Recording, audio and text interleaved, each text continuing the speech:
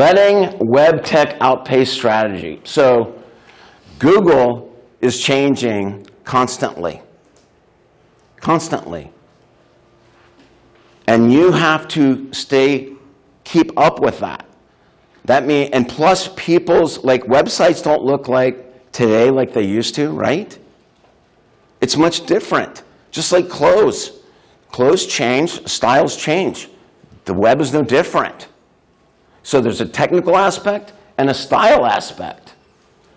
New platforms emerge, priorities quickly shift, the algorithm changes. Before it was okay, just throw up a FAQ, 200 words. No problem. And you'd be like, wow, I'm indexed on Google on page 1 for my FAQ. It's only 200 words. That worked for a long time. If you have that now, you're not even on Google anymore. Now, you have to have what we call bulky content. 1,500, 2,000 words for Google to even pay attention. And it's got to be formatted in a certain way. H1s, H2, H3s, they can't be nested together. They can't have H3 in front of H2. Okay, so my tips for this, you want to redesign every 2 to 3 years. Okay? No different than going through your closet and saying, I'll never wear this again. I got to get a new shirt. I got to get whatever. Regularly update your content. I already talked about that. You got to keep Google coming. Test your forms and functions. Test your contact form. If you have offers like books or the seminar, test that. Because don't just let that, because things break. The websites break all the time. For a variety of reasons, especially WordPress.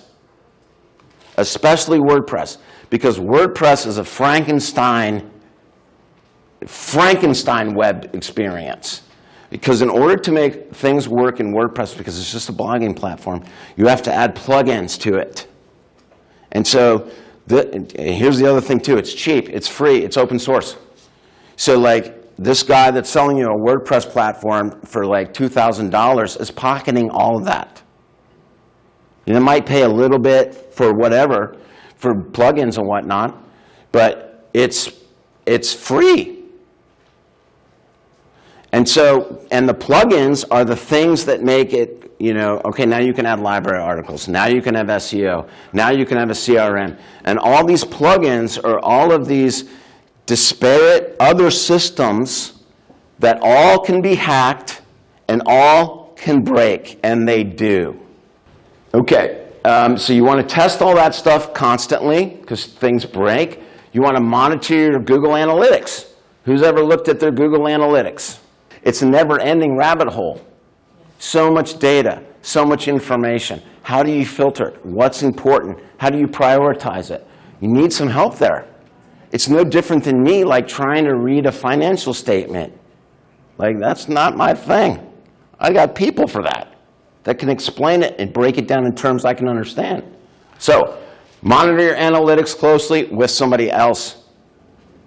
We meet with Phil every month, well, his team. Phil doesn't, every quarter Phil comes on. But his team meets with my team every month to go over just that. And talk about the important things and not the stuff that isn't important.